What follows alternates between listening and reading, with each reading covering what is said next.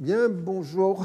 Donc, la dernière fois, on nous avait laissé en milieu du gué, puisqu'on avait vu qu'en réponse à la politique américaine, Nasser avait décidé de la nationalisation de la Compagnie universelle du canal de Suez. Alors, je rappelle que le programme de cette année est chargé, puisque sur les 12 heures de cette année, on va passer pratiquement à peine 2 ans du Moyen-Orient.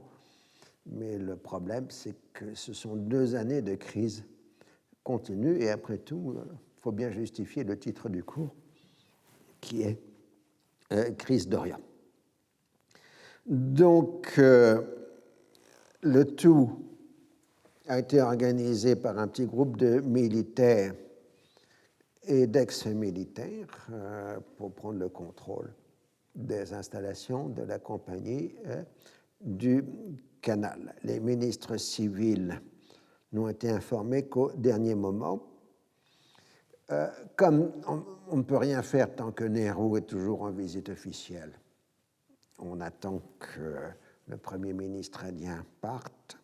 Et d'autre part, il faut vérifier l'état des forces en Méditerranée orientale, ce qui fait que la date qui aurait pu être très bonne, le 23 juillet, qui était l'anniversaire de la Révolution, c'est trop court. Et donc Nasser va profiter d'une autre date, le 26 juillet, qui est l'anniversaire de l'abdication du roi Farouk à Alexandrie. Donc il fera le discours à Alexandrie et non pas au Caire. Alors, il y a un signe annonciateur dans un discours de Nasser le 24 juillet à l'occasion de l'inauguration d'un oléoduc. L'Égypte a les moyens de réaliser son indépendance économique comme elle a réalisé son indépendance militaire. L'objectif est l'industrialisation du pays. Il en appelle à la fierté et à la dignité du pays, non à l'humiliation et à la mendicité. Il rejette la tromperie et le mensonge des Américains qui disent que l'Égypte n'a pas les moyens de sa politique. Il est une expression que l'on pourrait traduire par « mourrez de votre colère », motu biraikum, ou plutôt « étouffez-vous de votre colère », avec le sens d'aller vous faire voir ailleurs. Donc là, on a aussi dans la rhétorique nassérienne un passage à des expressions très dialectales qui est un peu nouveau. Bien qu'en général, quand vous lisez les discours de Nasser, c'est quand même un arabe très compréhensible, parce que justement, il sait à quel public il s'adresse, même s'il y a beaucoup d'égyptianisme, évidemment, dans ces discours. Pour tous ceux qui sont intéressés au discours de Nasser, je signale que la Fondation Nasser a mis sur Internet l'intégralité des discours de Nasser, et quand il y a des bandes-sons, elles sont mises en ligne aussi. Donc c'est un instrument de travail qui n'existait pas il y a 10 ans, quand j'ai fait le cours la première fois sur cette crise. Alors il fait comprendre qu'une grande annonce sera faite le 26 juillet. Et les Américains pensent qu'il s'agit seulement d'une rupture des relations économiques avec les États-Unis. Les Soviétiques disent qu'ils verraient peut-être qu'ils financeraient le barrage, mais on sent qu'ils ne sont pas très enthousiastes. Personne ne pense à une possible nationalisation de la Compagnie universelle. En dehors du rapport de force supposé, il n'est pas envisageable que l'Égypte puisse disposer de compétences nécessaires pour faire fonctionner le canal, puisque c'est un pays défini comme sous-développé. Le seul qui, semble-t-il, a eu l'intuition, c'est Maurice Couve de Merville, qui est à l'époque ambassadeur de France à Washington, mais qui auparavant avait été ambassadeur de France au Caire, donc il connaît bien le dossier, et Christian Pinault l'a rappelé pour l'envoyer ambassadeur en Allemagne, parce que Pinault apprécie peu Couve de Merville, parce qu'il ne fait pas des analyses dans le sens que le ministre Attends, c'est toujours le problème des ambassadeurs. Il faut dire des choses, mais en même temps aller dans le sens du ministre. C'est toujours un métier compliqué. Donc, il fait son audience d'adieu à Foster Dulles. Il semble qu'il lui ait dit qu'il y aurait un risque du côté de la compagnie. Alors, je vous cite le témoignage de Maurice de Couve-de-Murville, mais c'est pas dans les archives, c'est un témoignage oral. Il m'avait interrogé là-dessus. Nous avions parlé longuement. Je leur avais dit, mais j'ai scrupule à me répéter, que la réaction évidente des Égyptiens, ce serait de nationaliser le canal de Suez parce qu'ils n'avaient pas autre chose à faire contre les Occidentaux. Et le lendemain ou le surlendemain, en effet, les Égyptiens annonçaient la nationalisation. Alors j'étais paré de toute l'auréole d'un prophète vis-à-vis des départements d'État, et en même temps, ça s'était su à Paris, et je commençais comme à Paris à être plutôt vu comme un hérétique, parce que j'ai eu l'air d'approuver les Égyptiens en annonçant ce qu'ils allaient faire, et que ça n'avait pas paru un phénomène tout à fait incompréhensible. Donc c'est le témoignage oral de Couve-de-Murville. Pour l'histoire, il y en a deux. L'un dans un mémorial en anglais pour Foster Dulles, et l'autre en français dans des entretiens avec Maurice Weiss qui sont aux archives de la Courneuve, donc du ministère des Affaires étrangères. En Grande-Bretagne, on se félicite de la leçon donnée et on accorde les plus grands honneurs au jeune roi d'Irak venu en visite d'État. Donc, vous voyez le jeune Faisal II avec la reine Élisabeth, le prince Charles et la princesse Anne, qui sont des petits-enfants à l'époque. Ils n'étaient pas encore sur Netflix. Et donc, Noir Sarid est ensuite resté à Londres pour suivre des examens médicaux et continuer des pourparlers politiques. Donc, le 26 juillet à Alexandrie, il y a environ 250 000 personnes qui écoutent Nasser, qui s'exprime de façon très improvisée parce qu'il y a juste quelques notes. Le plus important est le mot code destiné aux commandos qui doivent prendre le contrôle de la Compagnie universelle des canals de Suez. Et on a choisi comme mot code les SEPS. Donc, on ne comprendra pas, pour un certain nombre, pourquoi Nasser se met à répéter plusieurs fois le nom des SEPS. Voilà. Donc, il y a un discours improvisé de 2 heures et quelques, en langue arabe simple et compréhensible. C'est là où le discours nassérien cesse d'un discours totalement égyptien, mais s'étend maintenant du Golfe à l'océan, grâce à la radio. Alors, les grands thèmes habituels sont repris au discours au début: restauration de la dignité contre les complots de l'impérialisme et de ses instruments, ainsi que d'Israël, créature qui veut établir, de l'impérialisme qui veut établir sa domination du Nil à l'Euphrate et faire des Arabes des réfugiés, donc tous les motifs habituels du discours nassérien. Il évoque le congrès de Brioni qui a rappelé le droit du peuple arabe de Palestine et la nécessité d'une solution juste au problème de l'Algérie. Il évoque longuement la lutte pour l'indépendance de l'Égypte, qui comprend l'indépendance économique. Il fait l'état des négociations qu'il a eues pour obtenir de l'armement et il a mis fin au monopole occidental de l'armement. Alors là, c'est vraiment typique du discours nassérien parce que c'est vraiment un discours de connivence et d'explication avec son auditoire. Il le fait vivre, voilà, j'ai dit ça, et puis ils m'ont dit ça, je leur ai dit ça, voilà, et ainsi de suite. C'est pas totalement vrai ce qu'il dit, mais en tout cas, il établit une communication réelle avec son auditoire. Et puis, il arrive à l'historique du canal, et puis brusquement, il revient sur le 19e siècle pour évoquer Ferdinand de Lesseps. Donc, vous avez compris Alors, il dit que l'histoire du canal, que le percement du canal avait coûté la vie à 120 000 Égyptiens, mais il semble que la source en question soit Hérodote et qu'il s'agit d'un autre canal que celui de Ferdinand de Lesseps, puisque ça remontait à 25 siècles avant. Mais ce n'est pas grave, sauf que la Compagnie universelle du canal sera obligée de faire un rectificatif en disant que ce n'est pas du tout vrai. Alors, il énonce la loi de nationalisation.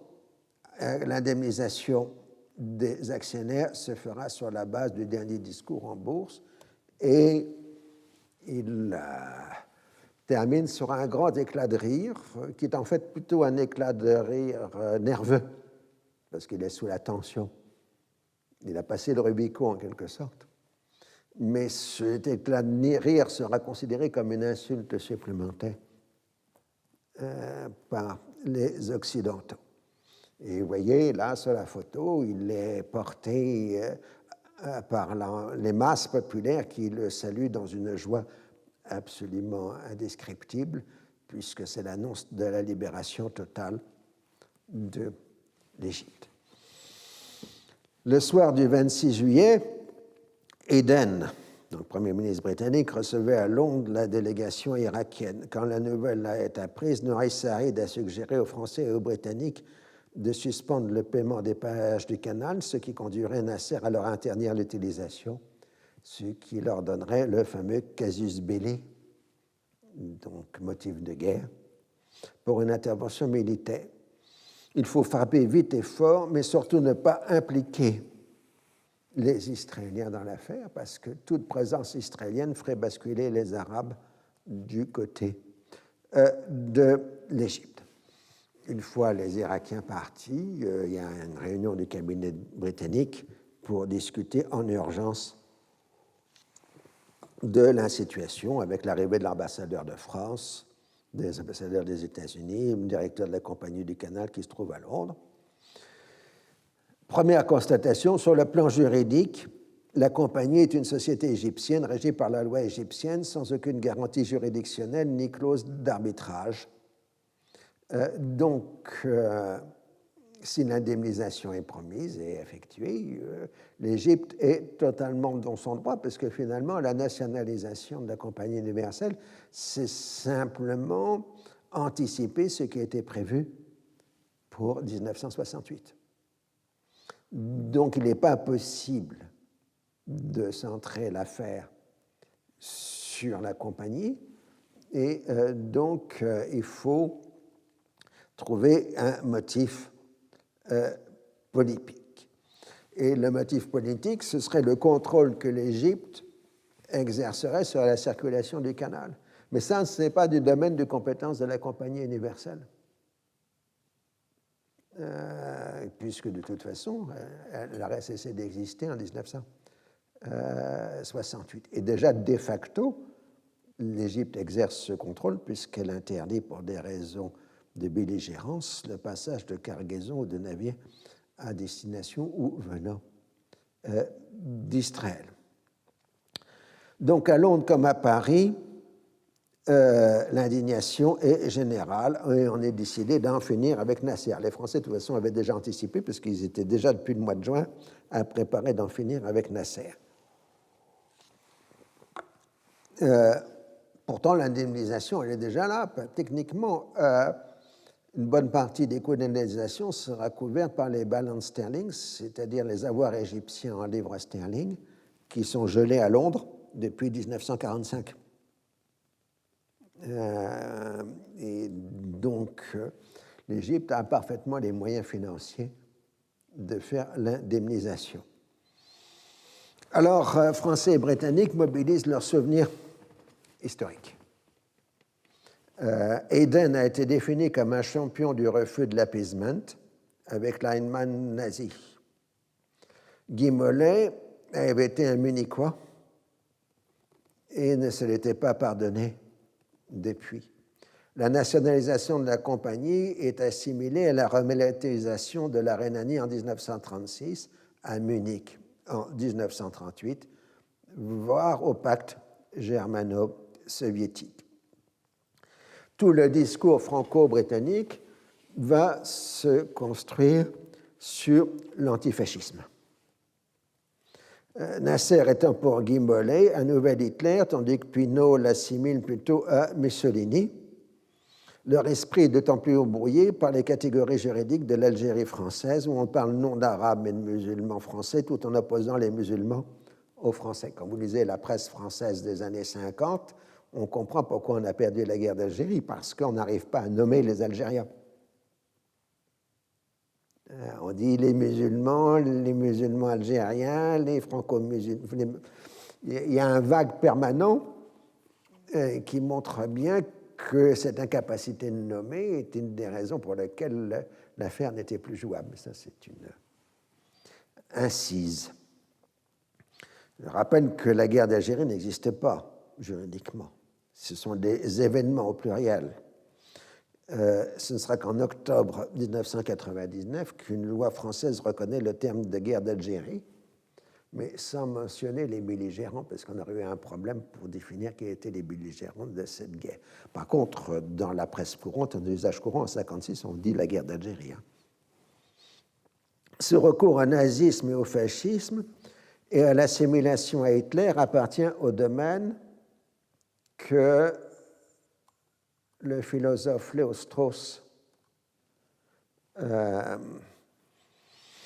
justement défini en 1949 comme la reductio ad Hitlerum, variante moderne de la reductio ad absurdum de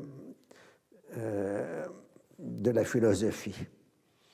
C'est la première occurrence de cette réduction appliquée au Moyen-Orient.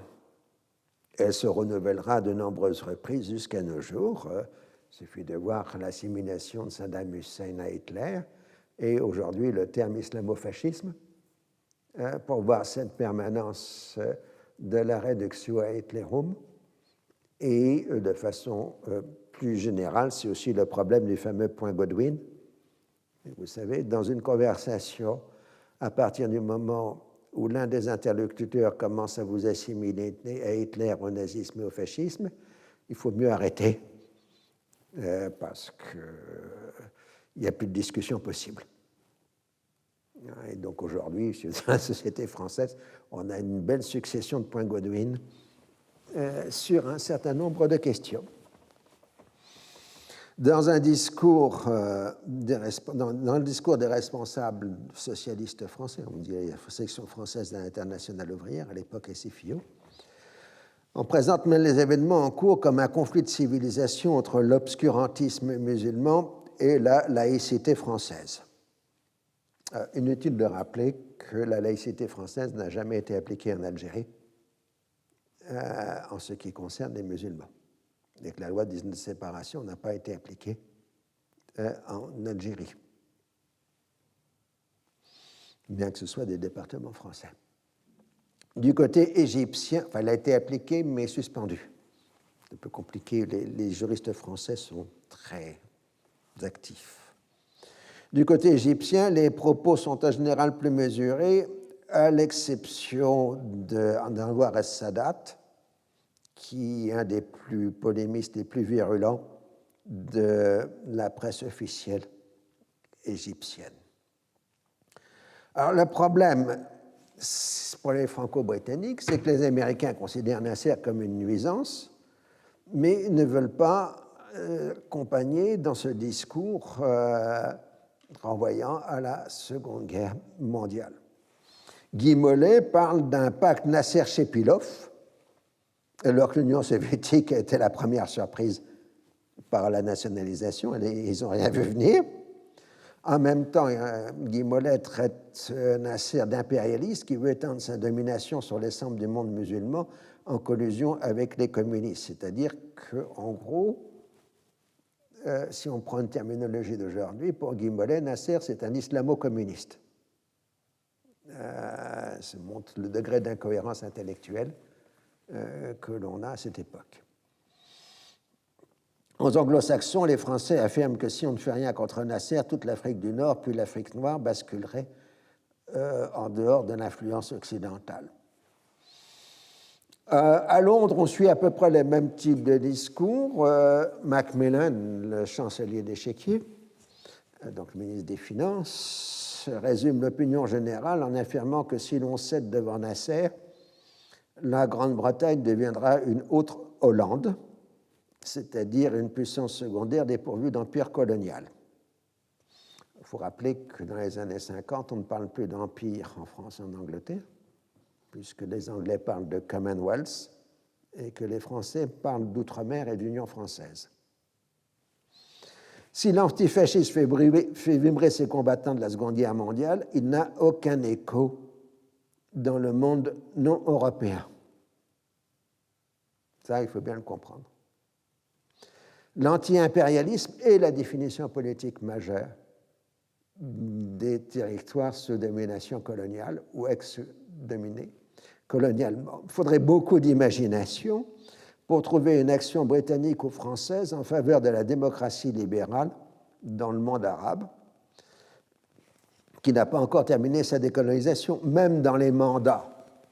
Il n'y en a plus en 1956, mais même dans les mandats où la charte prévoyait la constitution de démocratie libérale, Français et Anglais ont outrageusement truqué les élections et fait différentes manipulations.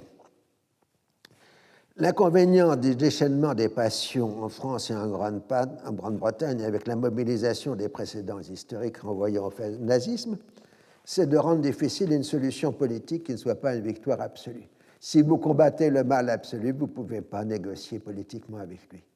C'est ça l'ennui. Dès lors, l'usage de la force risque de devenir la seule voie de sortie possible. À Washington, au contraire, la position officielle est purement factuelle. La saisie des installations de la Compagnie universelle entraîne de graves complications, affecte des nations dont l'économie dépend du trafic par cette voie d'eau internationale. Les États-Unis vont consulter les autres gouvernements concernés. Eisenhower a parfaitement compris la gravité de la situation et sa première décision est de rejeter toute perspective d'intervention militaire américaine dans le conflit. Il s'adresse ensuite à Eden pour appeler à une concertation des puissances maritimes. Plus il y aura d'États engagés, moins il y aura de risque d'une aventure militaire franco-britannique. Fondamentalement, le président américain considère que l'Égypte est dans son droit et qu'il n'a rien à faire, sauf si sa gestion détériore le fonctionnement du canal. Sa prudence se trouve renforcée par le fait que ses experts estiment que les Franco-Britanniques n'auront pas recours à la force sans le soutien des États-Unis. De plus, l'Union soviétique cherche plutôt à calmer le jeu en appelant à la retenue. Les hommes d'État de France et de Grande-Bretagne doivent admettre que la nationalisation du canal est dans l'esprit du temps, en particulier chez les socialistes français. Les Soviétiques ont été pris aussi par surprise, alors qu'ils jouaient la carte de la détente et qui commençaient à avoir de sérieux problèmes dans le bloc de l'Est à la suite de la déstabilisation. Donc, pour suivre la crise de Suez, il faut comprendre qu'il y a une crise parallèle liée à la déstabilisation qui se produit en Europe de l'Est. Alors, bon, on a dit que la Compagnie du Canal est hors jeu très vite. Donc, ce sur quoi on va insister, c'est sur une internationalisation du canal pour assurer officiellement la circulation. Pour reprendre l'expression de Renan, professeur au Collège de France, évidemment, qui, dans son discours de réception de Ferdinand de Lesseps à l'Académie française, avait dit que l'Égypte ne peut pas appartenir à elle-même parce que trop d'enjeux internationaux étaient en jeu. Et donc, on est dans la ligne renanienne d'une internationalisation du canal de Suez. Alors, il y a bien la Convention de Constantinople de 1888, puisqu'après l'occupation de l'Égypte en 1882 par les Britanniques, les Français avaient fait la guerre aux Britanniques, enfin une guerre diplomatique, pour internationaliser le canal. Et donc on était arrivé à un compromis qui était la Convention de Constantinople, qui avait affirmé que le canal maritime de Suez sera toujours libre et ouvert en temps de guerre comme en temps de paix à tout navire de commerce ou de guerre sans distinction de pavillon. Le problème, c'est que la Convention de Constantinople n'a jamais été appliquée par les Britanniques durant la Première et la Seconde Guerre mondiale. Et que la Convention accorde à l'époque à l'Empire ottoman, puisque l'Égypte faisait juridiquement partie de l'Empire ottoman, la protection du canal, et ensuite les Britanniques avaient utilisé la clause de protection pour justifier la non-recours à la Convention de Constantinople. Et les Égyptiens ne font que reprendre la position britannique en disant qu'Israël étant en guerre avec l'Égypte, l'Égypte interdit le passage par le canal. Alors ça avait été condamné par l'ONU et du coup l'Égypte avait répondu on est d'accord pour appliquer la résolution de l'ONU sur le libre passage du canal de Suez, mais à condition que vous appliquiez les résolutions de l'ONU sur les Palestiniens. Et c'était des réponses permanentes du berger à la bergère. Ça durera jusqu'à 1967 et au-delà. Alors, diplomatie ou recours à la force.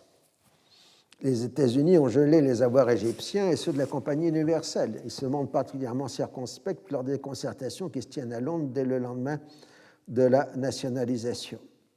Ils rejettent la perspective de l'usage de la force, sauf si la navigation dans le canal se trouve compromise, et acceptent la tenue d'une conférence des puissances maritimes, Union soviétique comprise, ce qui va contre l'avis des Franco-britanniques. C'est tout le problème des États successeurs. On convoque les signataires de la Convention de Constantinople. Alors, comme il y a eu quelques guerres et révolutions de là, il y a des tas d'États successeurs. L'Union soviétique étant évidemment l'État successeur de l'Empire tsariste. Alors, une fois marquée la position officielle, Foster Dulles se montre en privé bien plus remonté contre Nasser afin de pouvoir apaiser ses alliés. Le département d'État, lui, s'inquiète de la livraison d'armements, en particulier d'avions, faite par la France à Israël. Il faut surtout éviter de mélanger l'affaire du canal avec le conflit israélo-arabe. Il y avait des problèmes mathématiques qui se passaient, c'est qu'il y avait 6 avions français qui partaient du seul territoire français et il y en avait 24 qui atterrissaient en Israël. Donc il y avait un problème de multiplication des avions au-dessus de la Méditerranée. Je crois que Eisenhower dit quelque part que les avions français proliféraient comme des lapins. Mais bon, on a plus ou moins fermé les yeux. En tout cas, comme vous le voyez ici, Nasser devient l'homme de l'année pour le Time, et on a toujours l'habituel contresens. On le met en uniforme. Alors que depuis qu'il était élu président, il est en costume.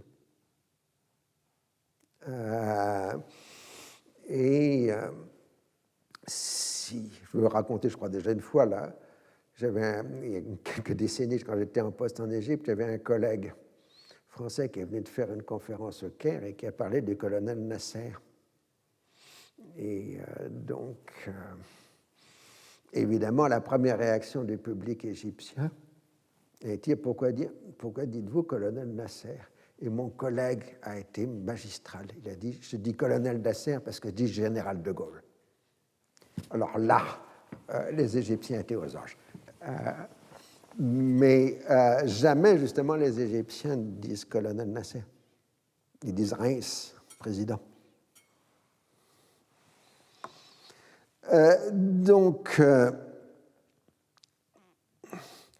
Pour Washington, même si on n'aime pas Nasser, on a parfaitement compris qu'il représentait pour les peuples de la région la volonté d'indépendance et de rejet de l'homme blanc.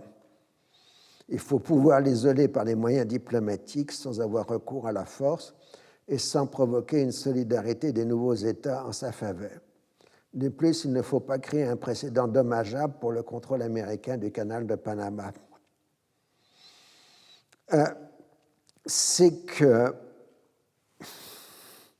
ce qui rend les choses difficiles pour les alliés occidentaux, c'est que l'administration Eisenhower fait du recours à la force un très ultime recours qui se ferait sans elle, tout en marquant que il faut arrêter la politique nassérienne. Il faudrait que Nasser tombe tout seul, à la limite, pour que tout le monde soit content. En plus, les Américains ont parfaitement perçu qu'une opération franco-britannique en Égypte risquerait d'amener la coupure du ravitaillement pétrolier de l'Europe. Or, l'Europe, depuis le plan Marshall, fonctionne sur le pétrole du Moyen-Orient. On verra ça l'année prochaine de façon plus détaillée.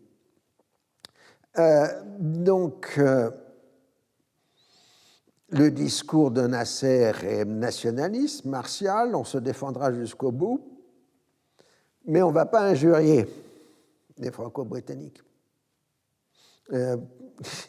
Nasser se donne même le plaisir de dire que ce sont les Algériens qui répondent aux injures de Pinot.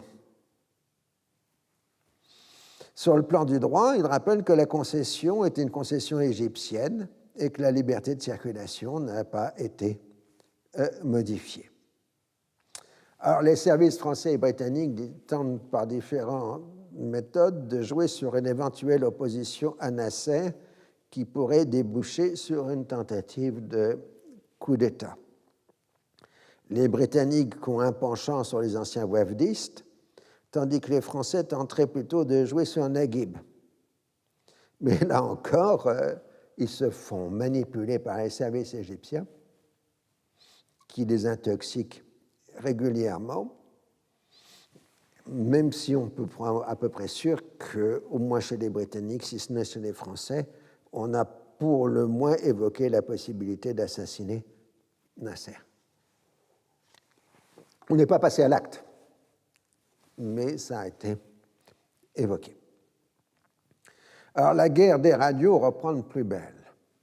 Français et Britanniques lancent des radios noires, c'est l'expression de la Seconde Guerre mondiale, qui étaient des pseudo-radios clandestines qui étaient censées émettre en territoire ennemi pour montrer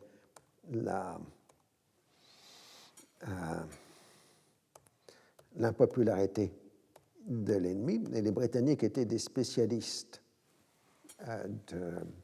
des radios noires. Alors, la Voix de l'Égypte libre est ainsi une opération lancée par les Français avec des opposants égyptiens qui, depuis 1954, combattent la dictature nassérienne au nom de la liberté et de la démocratie. Alors, elle a intrigué les anglo-saxons qui ont du mal à identifier, avant d'arriver à situer l'émetteur de la radio de l'Égypte libre à Louis, en France. Alors, pour les gens qui sont plus jeunes, ça ne veut dire rien, mais pendant longtemps, on entendait à Louis 1829 mètres, c'était le poste émetteur en ondes moyenne de France Inter.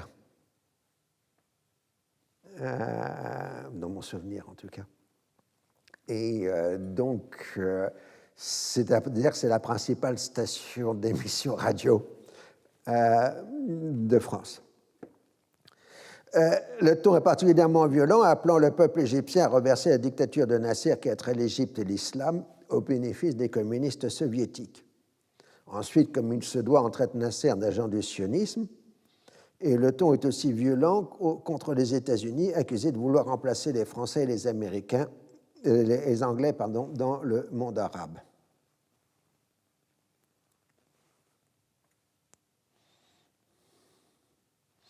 Les Britanniques ont leur poste clandestin qui émet, semble-t-il, à partir d'Aden, avec une rhétorique similaire, sauf envers les États-Unis. Ils ont aussi leur radio commerciale émettant à partir de Chypre, Sharq al-Adna, Radio Proche-Orient. Mais sa crédibilité est déjà affaiblie du fait de son opposition au nationalisme nassérien. Il en est de même pour l'Arab News Agency britannique, que tout le monde soupçonne à juste titre d'être une couverture pour les activités du MI6, des services de renseignement britanniques. Si on avait mis Intelligence Service sur la porte, ça aurait été à peu près la même chose.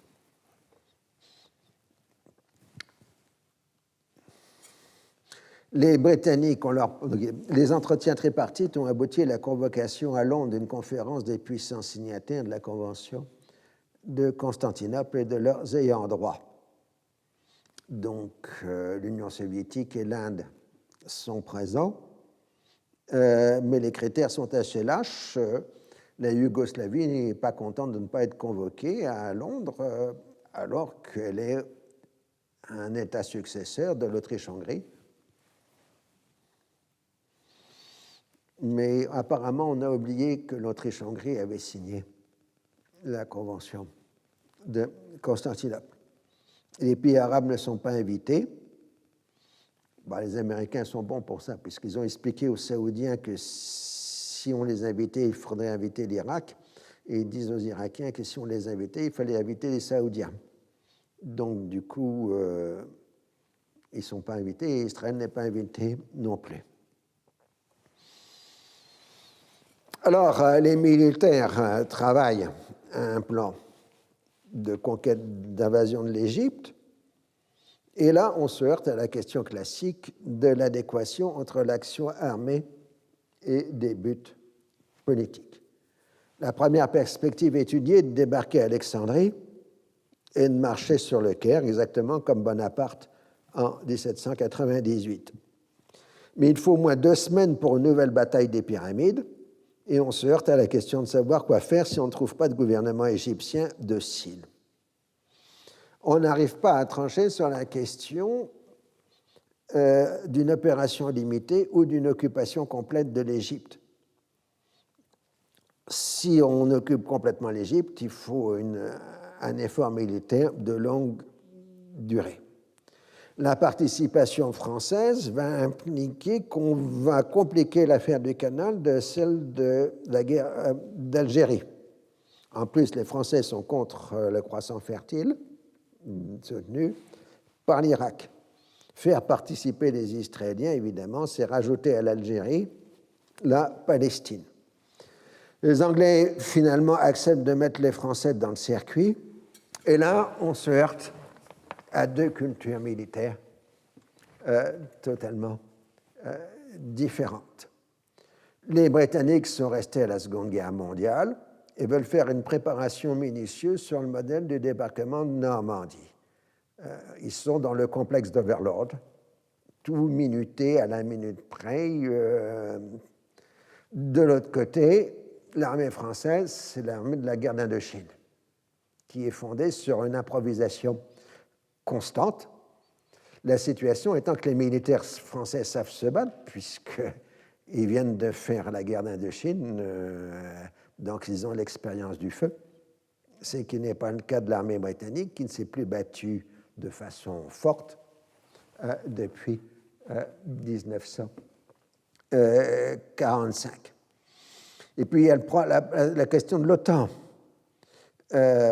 Les Britanniques et les Français ont besoin du matériel de l'OTAN. Les Américains veulent bien leur donner le matériel de l'OTAN, mais ils leur disent qu'il ne faut pas l'utiliser au Moyen-Orient. Ce qui, évidemment, rend la chose un peu difficile. Les Français proposent qu'on fasse aussi des modifications de frontières entre l'Égypte et Israël, tandis que les Britanniques demandent aux Français de ne pas livrer d'armes importantes à Israël. Les Français répondent qu'ils le font de façon clandestine de toute façon. Après avoir hésité, Nasser a renoncé à se rendre à la conférence de Londres. Il n'a correctement interprété que la très grande majorité des participants sont des proches de la Grande-Bretagne. En ce qui concerne un contrôle international, il ne peut accepter de substituer un contrôle colonial à un contrôle collectif. Pas d'impérialisme collectif sur l'Égypte. Alors, Nasser a pour lui la quasi-totalité de l'opinion publique arabe. Un peu partout, les gens affichent sa photo. Il devient l'expression de la lutte contre la domination étrangère. Évidemment, les Syriens sont les plus virulents. C'est un concours de surenchère dans la classe politique syrienne. Khaled el-Razem appelle les Arabes à interrompre l'écoulement de pétrole en cas d'agression occidentale. Rouhani, on verra tous ces gens-là plus tard, veut lui faire sauter l'oséléoduc. L'union dans la défense de l'Égypte va jusqu'aux frères musulmans. Au Liban, les communautés musulmanes se solidarisent avec l'Égypte, tandis que les chrétiennes craignent un affaiblissement des positions occidentales dans la région. Néanmoins, la classe politique est obligée de soutenir publiquement l'Égypte. Camille Chamoun, le président, agit avec prudence pour maintenir une façade d'union nationale.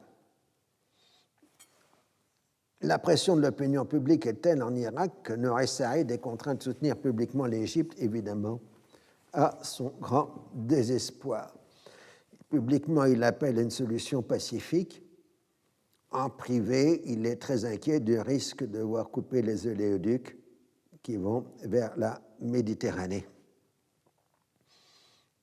Les frères musulmans publient un manifeste contre la concentration des forces franco-britanniques qui ont commencé à Chypre et affirment leur volonté de participer à la lutte contre les intérêts impérialistes.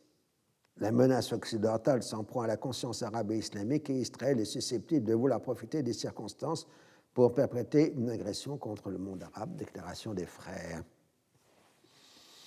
En Arabie saoudite, le roi Saoud et son frère Faisal s'inquiètent de la mobilisation politique de la population et de la popularité de Nasser chez leurs sujets. Ils voudraient prendre des distances par rapport au Caire et que cette crise se termine le plus tôt possible. Mais on ne peut pas se permettre d'avoir l'Égypte comme adversaire. Un signe inquiétant a été au début de juillet 1956, les événements de Dahan, la grande base américaine sur le Golfe, et Dahan est aussi le centre de l'Aramco, la zone de la production pétrolière, c'est d'accord.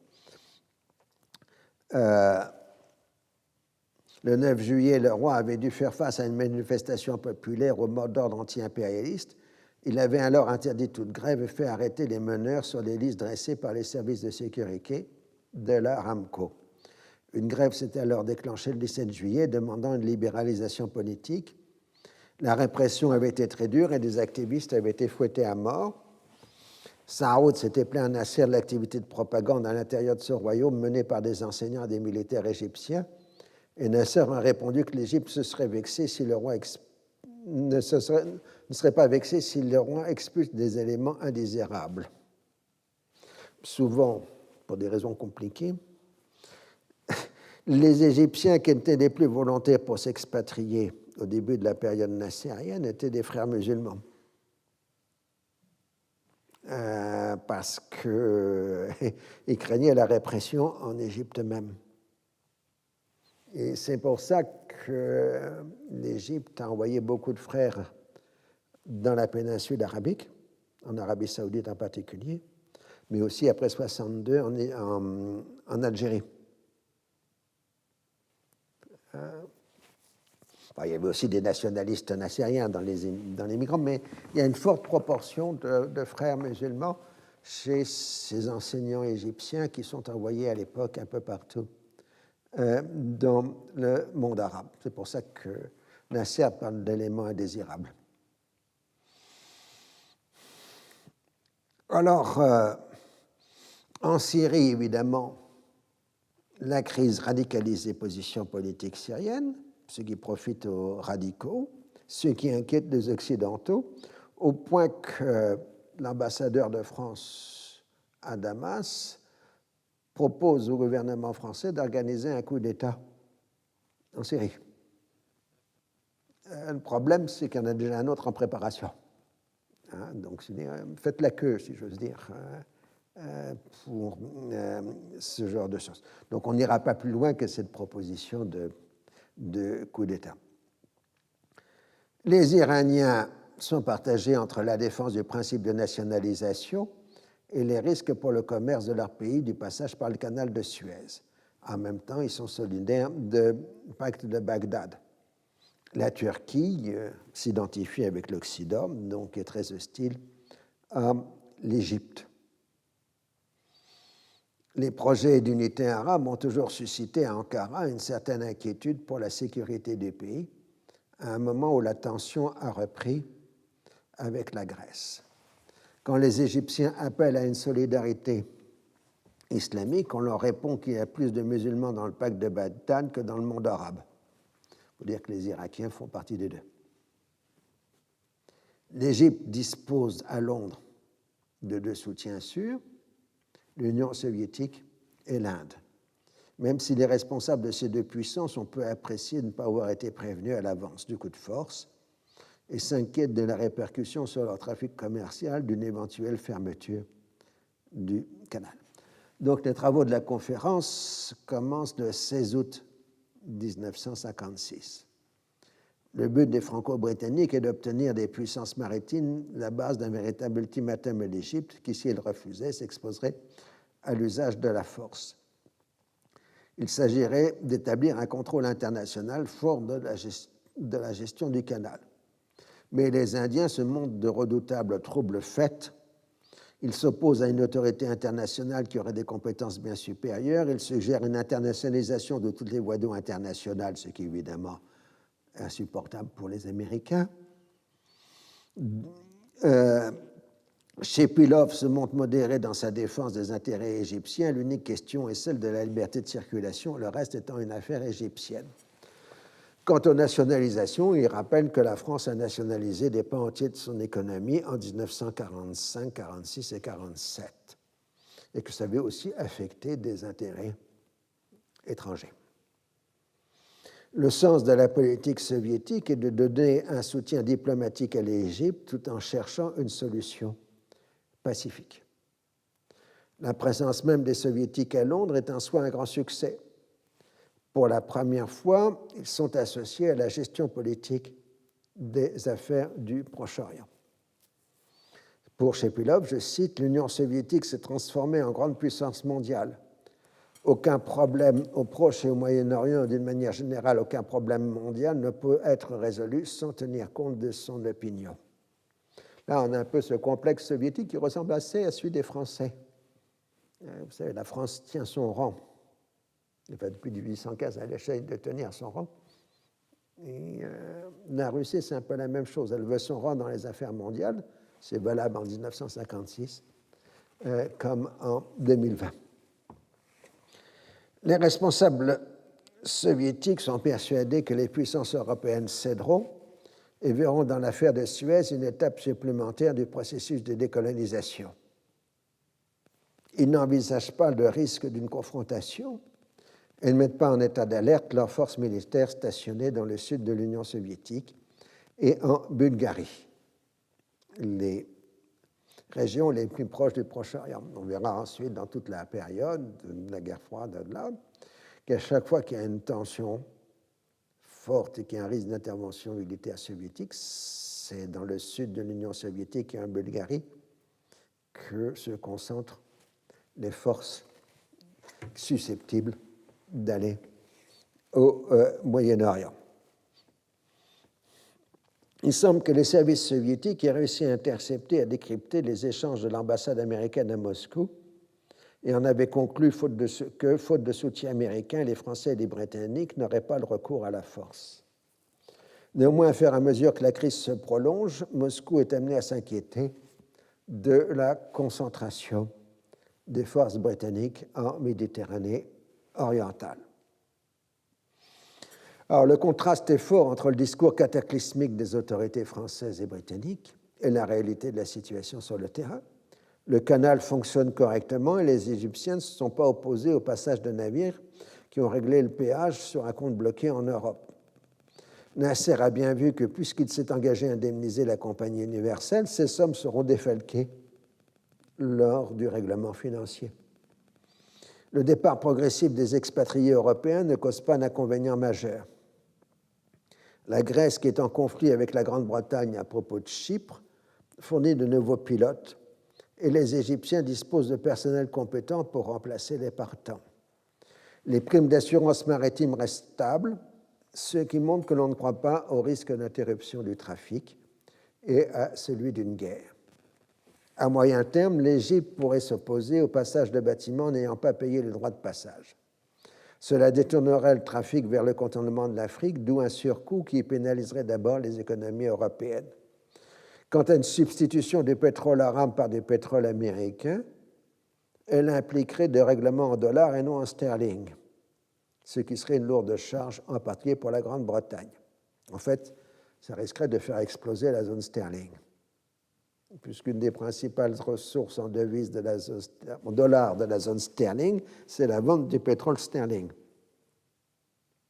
Le pétrole sterling, c'est celui de l'Irak et celui des pays du Golfe, tandis que l'Arabie saoudite est en dollars, puisque ce sont des compagnies américaines. Et rappel pour les gens qui, d'un certain âge, qui n'ont pas connu une certaine époque,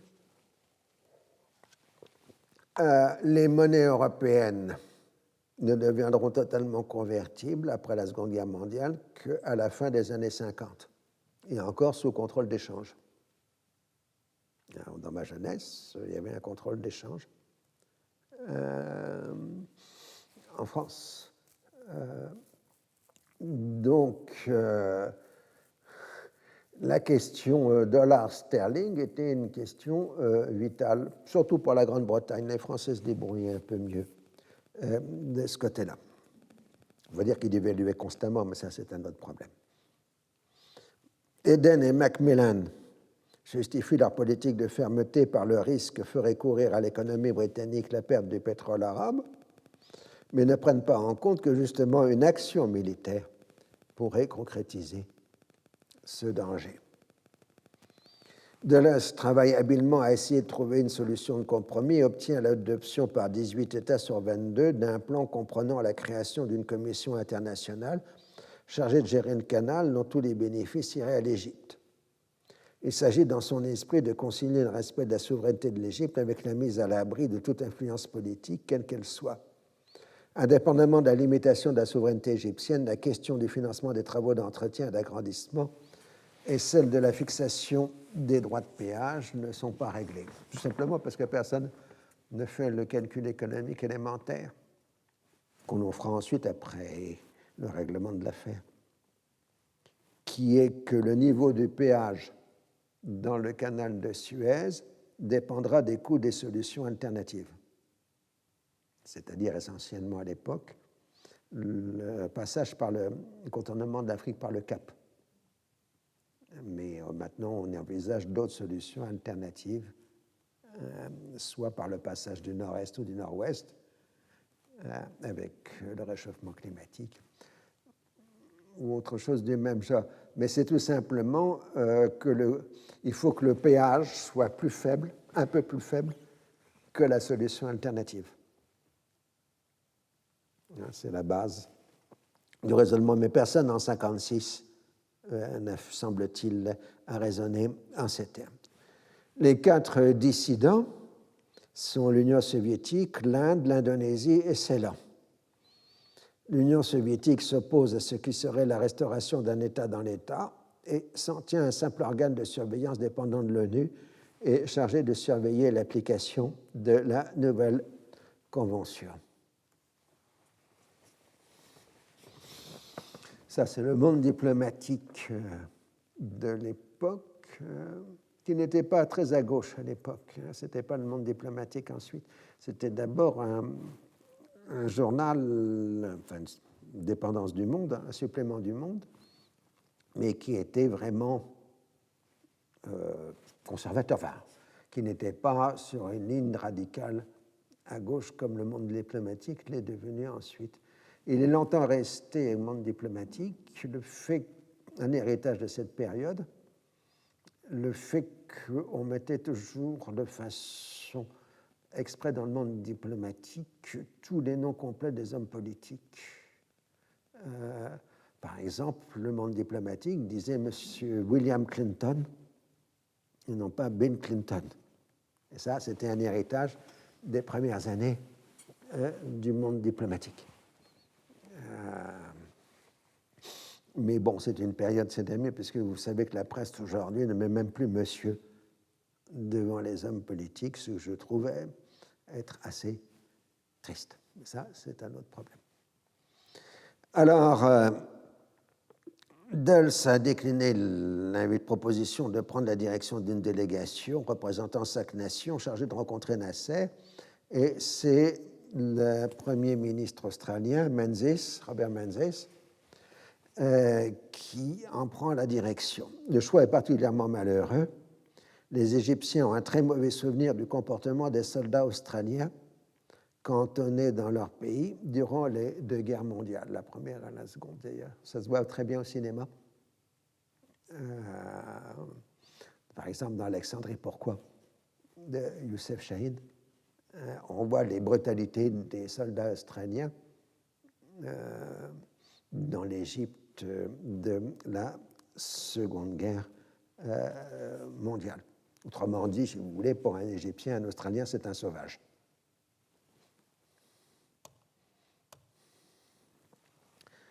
Dulles a décliné la proposition. Donc voilà. Le même 23 août, Eisenhower fait son discours d'investiture à la Convention républicaine de San Francisco. En politique extérieure, il se pose en homme de paix, s'il a mis fin à la guerre de Corée, appelant à la multiplication des relations avec les gens de l'autre bloc.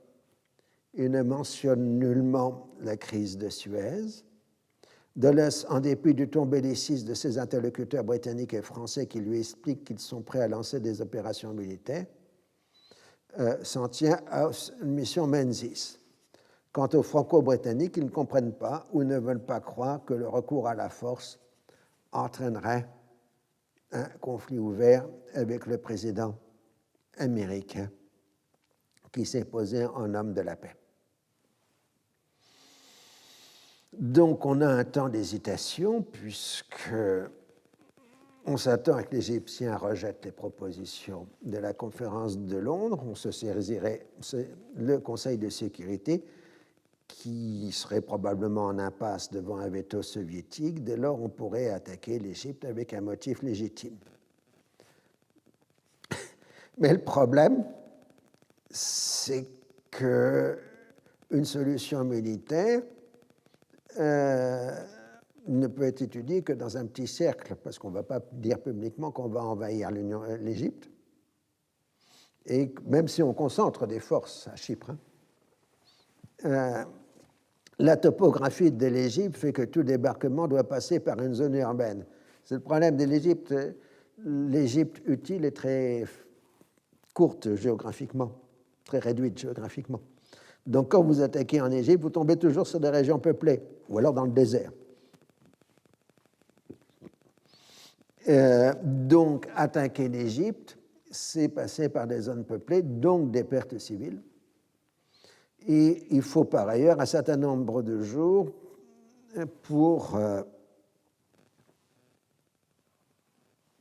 opérer la concentration des forces à Malte et à Chypre. Malte dispose des ports nécessaires pour la flotte, tandis que Chypre dispose des installations nécessaires pour les soldats. Donc il faut les deux à la fois.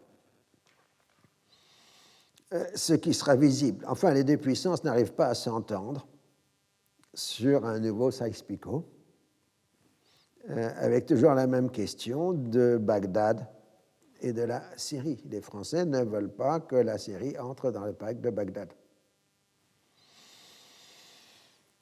Alors, plus il y aura de troupes concentrées à Chypre, plus la tension internationale va monter, puisque c'est interprété comme un signal. Alors, il y a aussi la nécessité de trouver un gouvernement égyptien ayant la capacité de faire régner l'ordre dans le pays. Sinon, on se trouverait dans la situation d'une entrée facile et d'une sortie difficile. Mais on n'en trouve pas, à part quelques exilés politiques, en Europe. Il faut dire que le MI6, donc le service britannique, avait essayé de contacter des gens par le biais de l'Arab News Agency, qui, je vous l'ai dit, était la fenêtre du service. Le 27 août, les autorités égyptiennes annoncent l'arrestation de son personnel européen et égyptien. Et parce qu'en effet, les gars que les Britanniques avaient contactés avaient immédiatement prévenu les Morabarat égyptiens, les services de renseignement égyptiens. Et les Égyptiens ont trouvé que la plaisanterie était terminée, donc ils ont coffré les agents britannique, ce qui fait au passage disparaître Lucky Brick, cette source soi-disant à côté de Nasser qui donnait exactement des informations fausses, avec cette énigme de savoir qui était Lucky Brick ou s'il avait réellement existé. Je pense, après une longue réflexion, que je pense que Lucky Brick n'avait jamais existé et que c'était une fabrication des agents britanniques au Caire pour intoxiquer leur propre gouvernement. Mais bon, ça reste toujours un point d'interrogation. En tout cas, vous voyez que l'angoisse continue de monter de cours en cours et donc le suspense va être intolérable, mais on va s'arrêter là pour maintenant.